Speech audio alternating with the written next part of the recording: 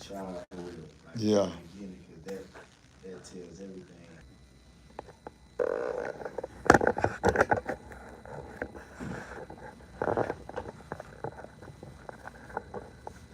I'm so about 20, 30 minutes. I'm gonna get up and check everything. Okay.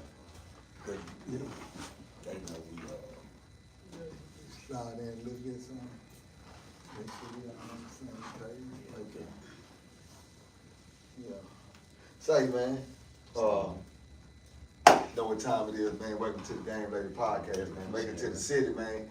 Welcome to Dallas, man. You done drove all the way. You done came all the way down to Dallas. But most of all, I want to say this here, man. Make sure y'all go to subscribe to this guy on all his platforms, right? His name right there. And I want to say this. You hit me up. Been a minute ago. And you said, dude, I got some things going on right now, man. Yeah. Once I get things situated, yeah. But you told me, you said, man, I need to, I want to build on my platform. I want to tell my story. I got something to say. I thought you were bullshit. Why I say that? Because majority of people say that, they don't come across the table. You hit me up and you said, dude, I'm ready. I said, you ready? He said, yeah. And you showed me you were ready. You here? And I said, man, I'm gonna holler at OG Sane. I said, we gonna do what we do, man. And I wanna say, man, I wanna say thank you for coming, man, and standing on your word and being a man of your word, because a lot of youngsters ain't a man of their word.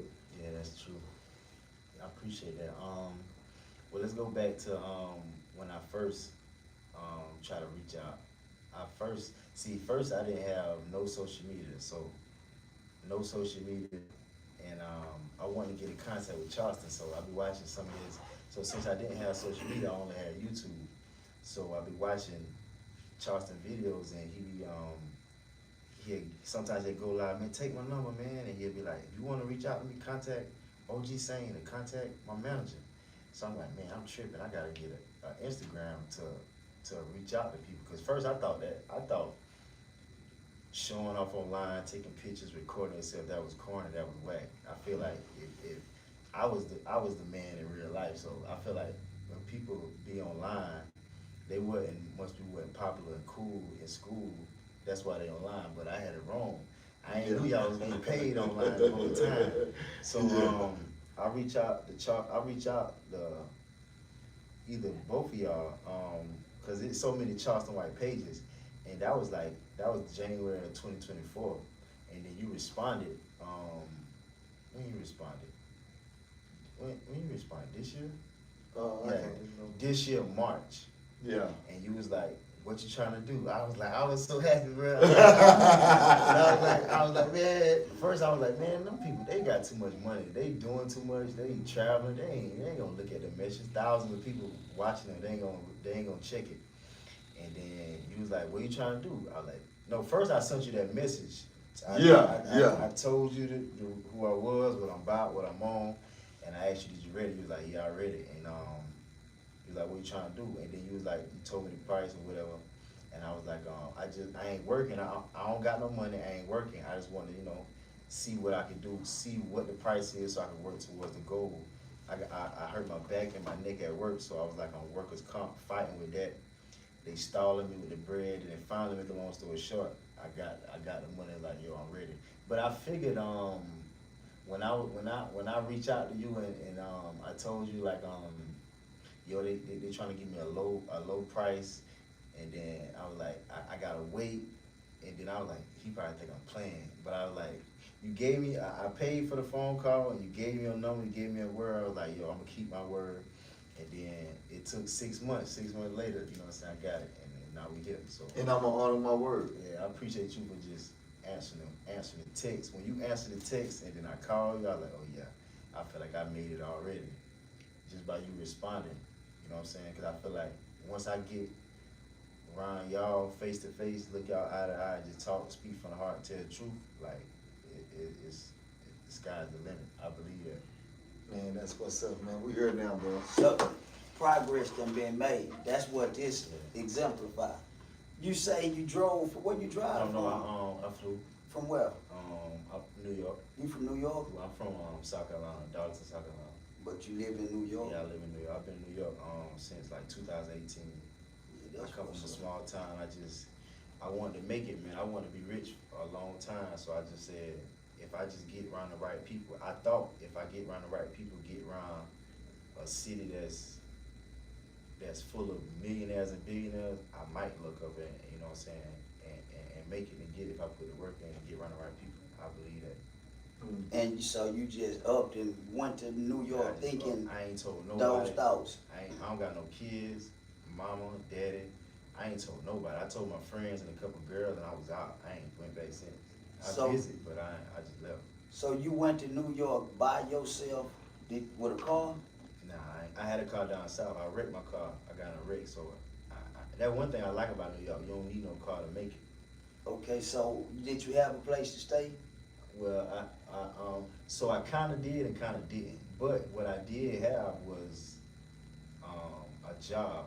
So I was working at Walmart Distribution Center down south, and I transferred to the store.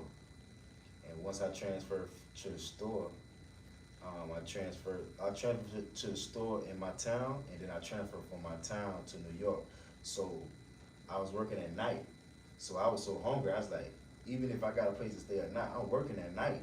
I can work at night, take a shower at the gym, and get another part-time job in Soho at Guess during the daytime. So I could find a place to stay eventually. So, but to answer your question, I did have a cousin that let me stay in his room for a while. But I was working at night and working at day. So, and then you living, so you ain't really got time to be in the house unless you like taking a shower. But I ended up eventually getting my own crib after like a year and a half, something like that. But Nah, that's a good move. I'm gonna say this here before we get to going, because it kind of coincides with your story. I was working in the oil field in Baytown, Texas. I was working at nights. I had been down there for a couple of months, I think. So I got a rent at home I'm paying, and then I'm paying like $500 to $700 a week just to sleep in it. I'm only sleeping like 4 hours a day, maybe 5. Then I get off work, I go to sleep, jump up, go get me a bag of salad, a rotisserie chicken, go work out, shower at the gym. By the time I leave the gym, it's time for me to go to work. Right. So one time they had an event in the city, and when I went to check in the room, wasn't no rooms. So I ended up just pulling up to a truck stop because I had a little Suburban. So shit, I was tired, so I looked in the back of my Suburban and say, shit, man, I could lay them seats down and go to sleep back there. So I climbed back there, go to sleep, and had one of the best sleeps of my life. So I say, damn.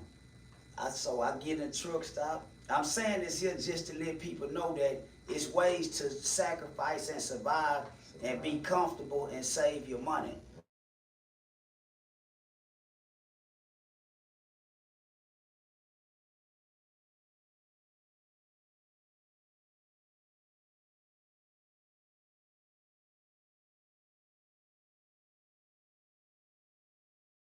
Restroom facilities, so that was, I worked at night. But it was in the summertime, so I get off at like 5 in the morning, so that heat gonna wake you up by noontime. Between 10 and noon, you gonna be up. So by then, I go work out, go on, get the meals I'm gonna eat. Then I might have an hour and a half. I go take a nap and then go on back to work. So I started saving that $700 a week rather than spending it on the room just to sleep for 4 or 5 hours. Right. So, but yeah, that's why I asked you that, man. So, you know, that's a strategy for people that's trying to make it, that need to create some extra money to save. Right. That's a way you can save some money. That's true. No, that way. Real life. real life soldiers, man. Survive by any means necessary, man. You know what I'm saying? That's what it's about, man. Yeah, man. So we're gonna drive in, man. Man, give us a background check, man. We need to know where you from, where you know everything about you, man. Give it to us, man. Hold up before you do. What we asking you is to take us back to V as a kid at about 5 years old. 5 years old. What you can remember? That one thing I thank God for my memory, because I can remember when I was 5 years old. So I was blessed. So I stayed with my mom, a single parent home. My dad, he was in my life, but he wasn't in my home. So my dad was in my life, so I see him almost every day, every other day, every weekend. And I had grandma across the street. So I was fortunate enough and blessed enough to have grandma and great grandma. That's where I learned my game from. I hear Charleston White say he learned his game from his uncles in the barbershop. That I learned my game from grandma, great grandma, and her kids. Grandma had five kids. So I was fortunate enough and blessed enough not to go to the babysitter. Grandma. So when I got out of the hospital, great grandma watched over me and raised me.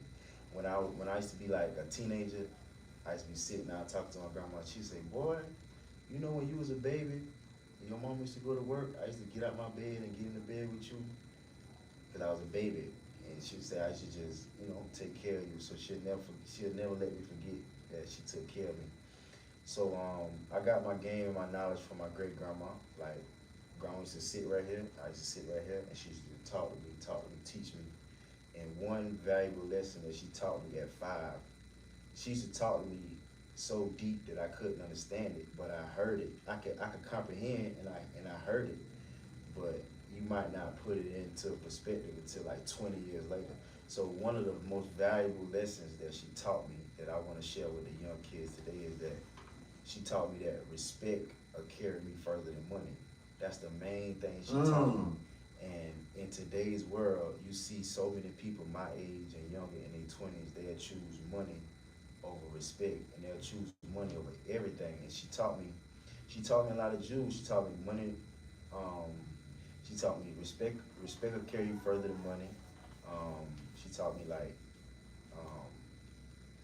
it ain't what you do, it's how you do it. You know what I'm saying? Like, stay out of trouble. Trouble is hard. Trouble is easy to get into, hard to get out.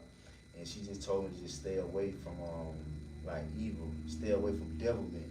You heard that word? Yeah, most definitely. She used to call it devilment. She said stay away from devilment. So I had my Uncle Spook, which reminded me of Charleston. My Uncle Spook, he just passed last year, November. He was 80 years old, and he stayed in New York. And he left down south at 17 and moved to New York. And he was wild. You know what I'm saying? He was wild, known for knocking people out and cutting and stuff. So, but he made it, and he had a job all his life, and his story inspired me. So, growing up, traveling to New York, I always loved the buildings and loved the women, loved the weather, loved everything. I was like, yo, I'm gonna live in New York. So I grew up outside. I grew up with great grandma and grandma. They taught me the game, and like I said, her kids. So when I was 5, my older cousins was y'all age, 20 years older than me, and then I had a few more cousins who was 30 years older than me, and I had my grandma kids was 50 years older than me. So I ain't start hanging around people my age till I was like in the 7th grade. I had a few cousins who used to play outside. Grandma ain't had no cable. She ain't had central air, but she had like AC. So we spent time in the house when she taught us the game, but we was outside up on the tree, riding bikes, playing football. I played by myself growing up. I had cousins growing up, but I really played by myself. I used to throw the ball up by myself, catch it.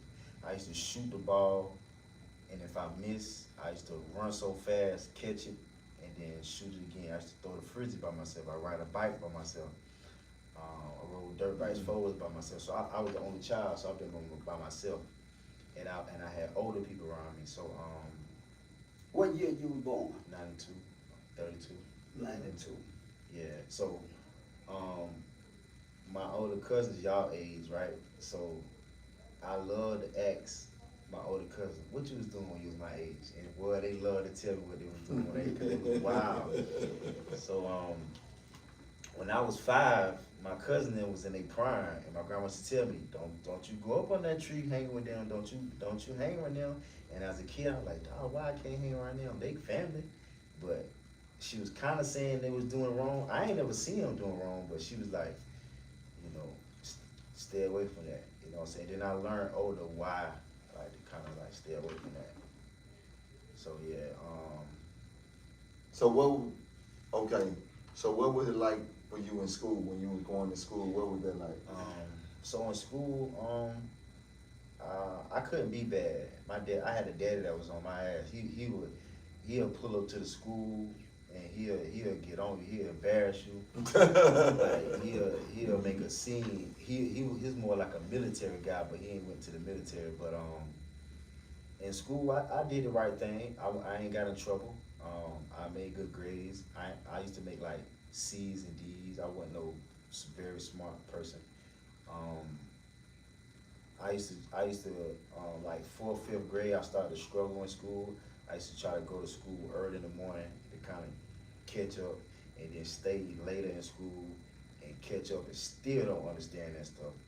So that wasn't really my thing. So I always knew how to dress. I always knew how to get fly, and I always knew how to sell. So I used to, 7th grade, we used to take 2 book bags to school. So 1 book bag to sell work, like clothes, pencils, t-shirts, chips, sodas, and one for like work and stuff like that. But I was good in school. I wasn't bad though. But one thing I can tell you about school, I remember like in 7th grade when that gangs and stuff started.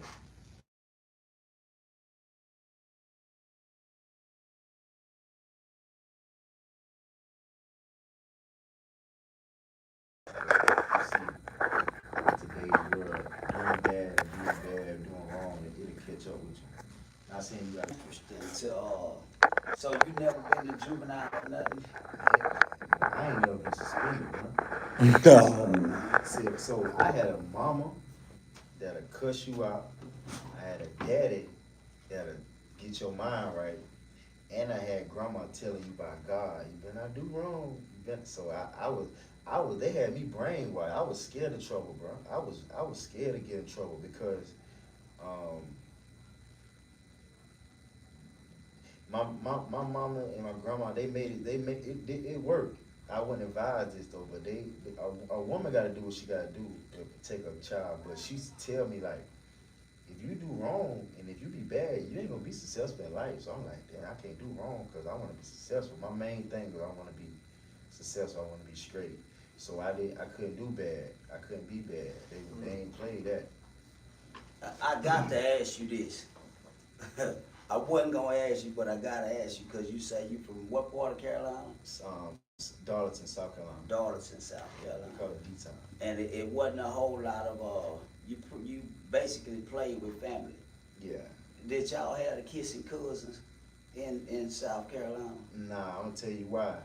Like I said, I ain't really grew around.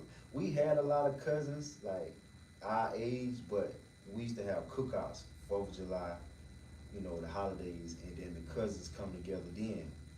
But grandma taught us right from wrong. So I hear Charleston White say your brain don't develop until like 25. My brain was developed at 5, bro, because my grandma, you see how y'all looking at me and talking to me with that serious face? She used to do the same thing. And then most kids don't want to hear that, but grandma was so interesting and it made sense.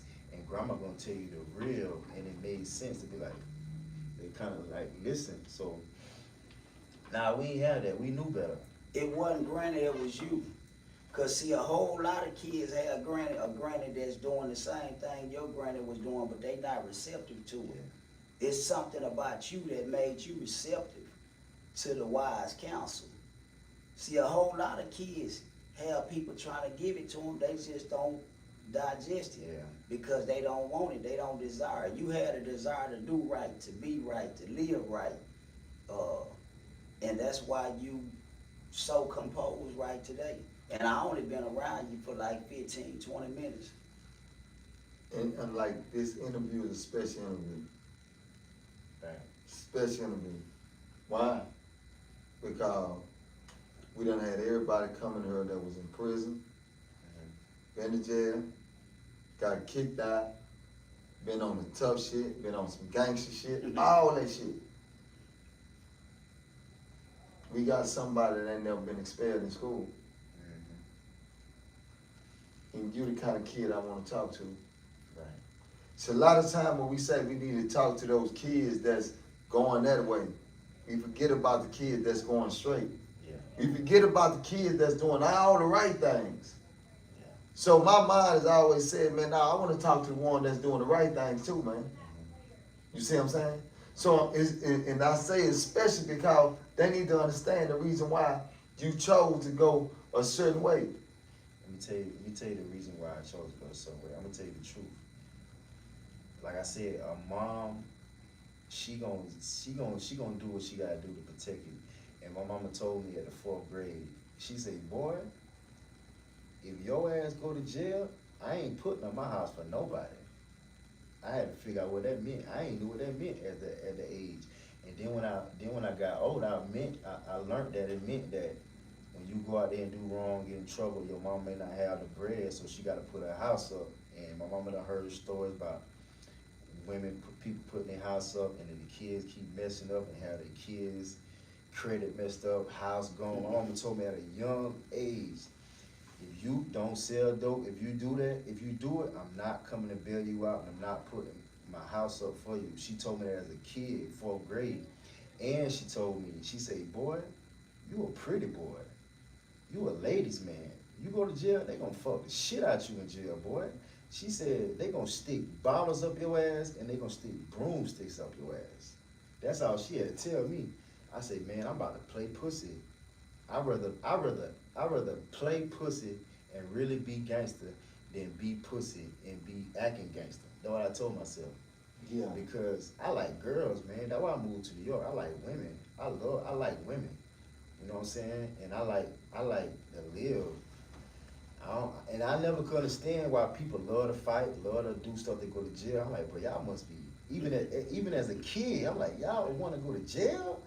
Now, if I gotta go, if I end up there from, anybody can end up there. I done seen movies where that White Mustang movie was, and they just end up in jail. If you end up in jail, you end up in there. You gotta handle your business. But intentionally doing something you know that's wrong, like I ain't really done that. Not saying on purpose, but certain stuff I ain't doing. Well, I'm gonna tell you something.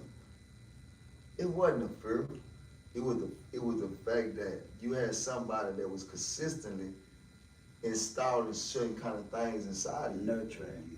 They were nurturing you as you was going down your journey. Right. They was teaching you something that we can't, it's hard to teach the kids of today. It's called love. Yeah. See, once you got that love that's installed in you, and you start developing that, you start asking yourself, why do I want to hurt another person? Right. You didn't have to try to go outside of the people who really loved you to Exactly. compensate or supplement Yeah. what you was desiring, because all the things that you was desiring, all of the emotions that you wanted to feel was being fulfilled at home. But you don't realize how special you are to be told the things you was told, and for it to resonate in me. We was told that shit. We was told the same It shit. didn't mean shit. We didn't give a damn. Well, I want to ask y'all, how y'all, cause I watched Dude say he got him a 2-parent home. His mama didn't play, dad didn't play. I always love to ask guys like y'all, why y'all still was so bad? Like, how y'all still had the heart? It was called influence. It was called wanting to be accepted, wanting to be down. It was called the environment. When you come out your environment and you step outside of your house where there's so much love and where I got mama and daddy, I stepped outside where it's nothing but hatred. And in order for me to even feel like I need to survive, or even if I feel like I gotta be a part of it. So I won't be picked on, so I won't be this. So I went out to do what I seen everybody else doing. And everybody else was hurting people. I feel you. You see what I'm saying? But I didn't develop like you developed. So you gotta pat yourself on the back for being a special kid. Real. I was the one that wanted to be down. You didn't want to be down. See, I was the one that, I'm the weak nigga. See, some people look at you, when I was growing up, we looked at you like a weak ass nigga. That's how they were back in the day. Yeah, but in reality, you was the one because you didn't want to be accepted. You didn't want to be down. Right. You didn't want to listen to no niggas. You didn't want no, you wasn't with that. Right. So that's what happened. You know what I'm saying? That's true. That makes sense. That's true.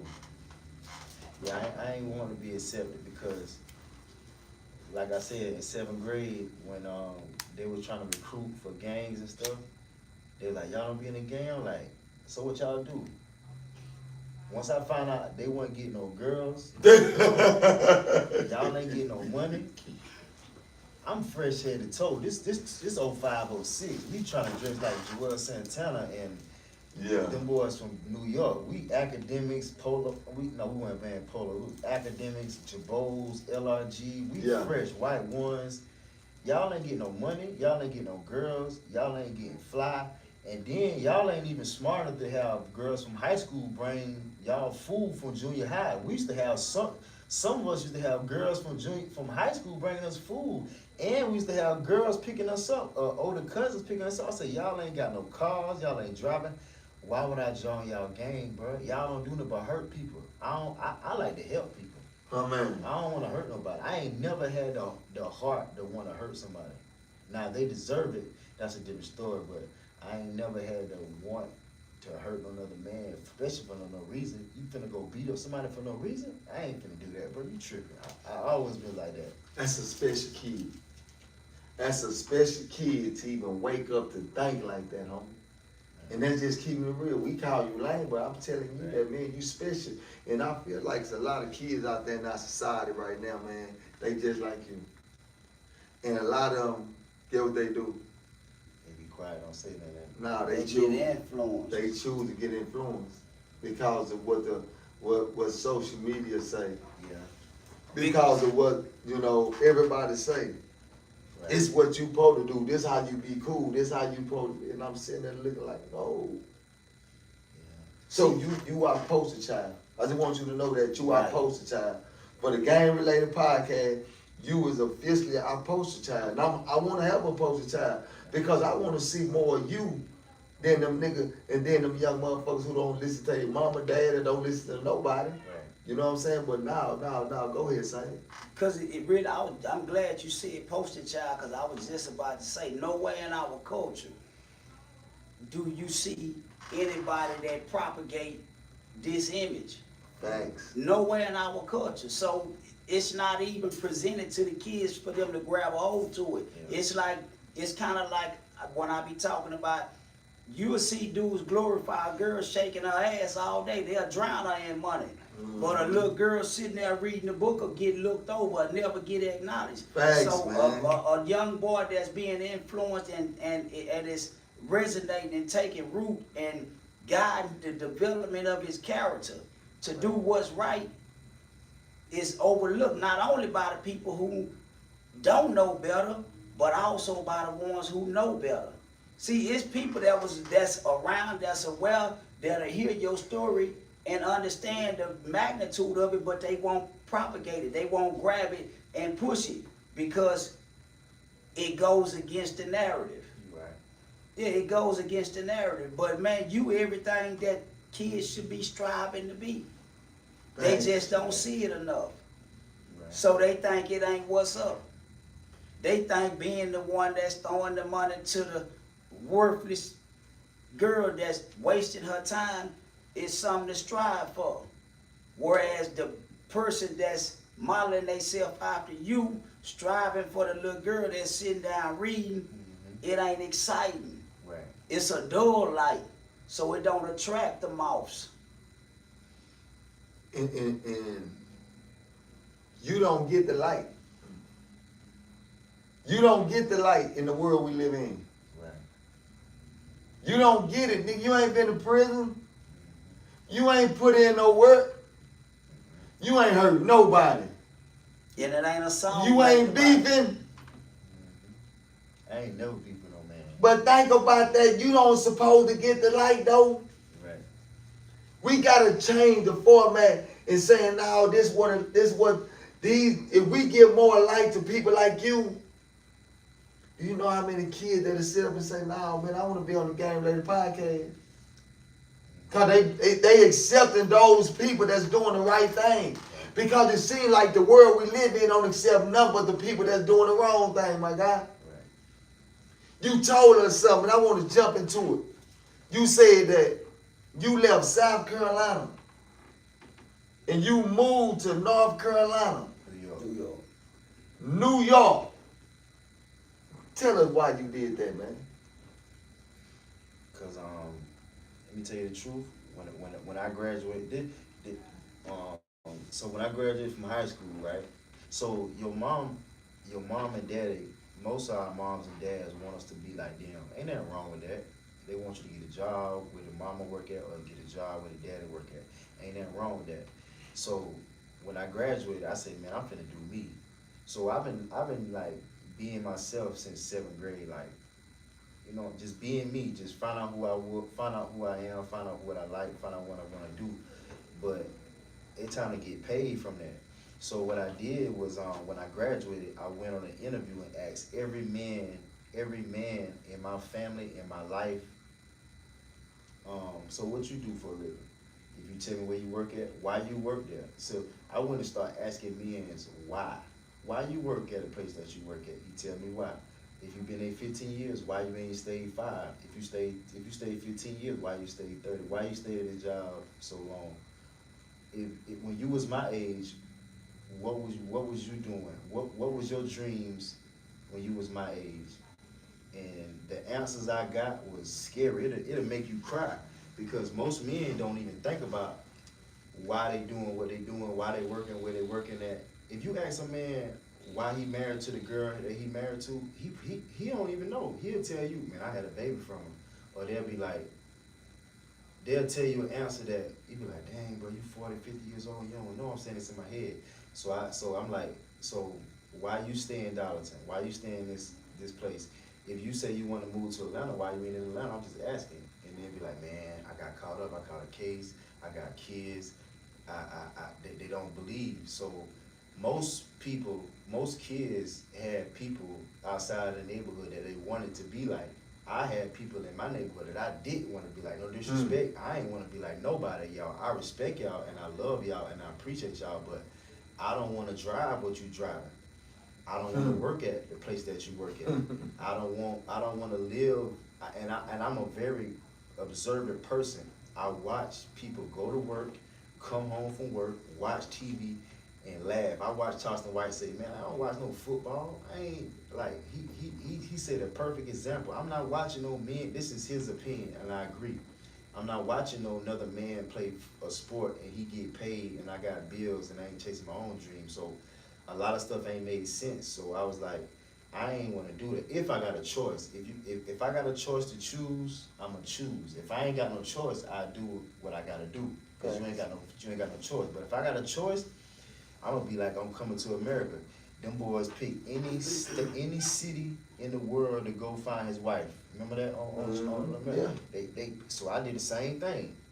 It either gonna be Miami, because I like girls. It either gonna be California, because the weather good, and Hollywood, they're gonna be New York. But New York, I had a better chance because my Uncle Spook, he moved to New York. I was going to New York since 7th grade by myself, and I seen how that maneuver. So I come from the South, off the ground. So I thought it was cool to get a crib in the sky on the 50th floor. When you look outside your crib, you see sky. I thought that was dope.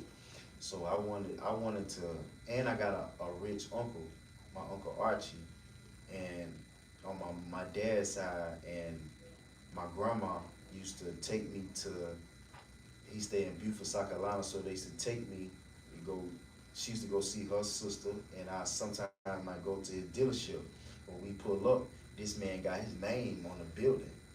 He used to have his name on the back of, he wore suits every day. He used to have his name right here and his name right here. And I watch how the energy that he have, and his wife ain't never worked.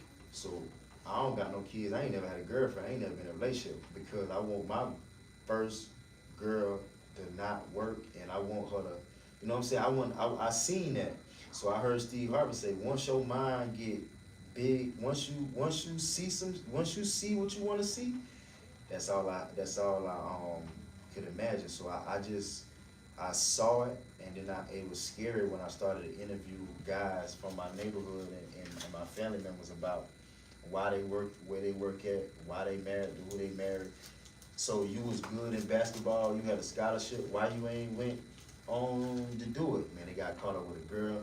It's small mistakes that got them caught up. So I like, man, I'ma just try not to get got. Like, I'm trying to get nobody pregnant. Ain't nothing wrong with having a baby, but I'm gonna try not to have a baby for the wrong person. I'm gonna try not to, if I can help it. I said that, I'm gonna try not to get killed, try not to kill nobody, try not to go to jail, and try not to just get caught up. If I do, and try not to get in too much debt. So when the opportunity do call, you can move. So I seen people around me that I didn't want to be like, and I say, nah, this ain't it. If I'm around the wrong thing, I go out. I'm finna go. I can't. This ain't it. So that made me why I left. You know, so I had to. And you know, when you're young, you want to figure out what you want to do with your life. And I was scared to get caught up because most people, everybody in my family, on my mom's side and my dad's side, especially my mom's side, I applaud them because they work at their job for 20, 30, 40 years. And I applaud them for that. That's a big accomplishment for a person can go to work. My mama been on her job for 35 years. I watch her go to work, come home, go to work, come home, and be successful. But we stay in a new era in time, and we, thanks to the internet, that we don't have to do that. And I want to spend my time on learning how to get rich. I didn't know how to get rich. I didn't know. At first, I thought you had to be born rich, like you had to come from a trust fund family. So once I found out that you can work hard and just get around the right people to come up, I just kept going, man. I just kept going. I built a bad reputation for going from job to job to job to job, but I just knew what I wanted to do, and like I just kept going, man, until I got to New York. So what really struck it was like before I left in 2018, Kevin O'Leary, I got invited to a Kevin O'Leary summit. You know what that is, on Shark Tank? I got a free summit invite on my email. I don't know how I got it. And he was like, you can come out and we're gonna talk about how to make some money and we gonna bring a friend. So I had a few girls I would talk to, and then I had a few of my friends I would talk to. And I was like, yo, y'all can come to this free seminar and we can learn some game how to get rich. Nobody ain't wanting to go. So my family ain't want to go, my friends ain't want to go, my girls ain't want to go. I went by myself. I was hurt, I went by myself.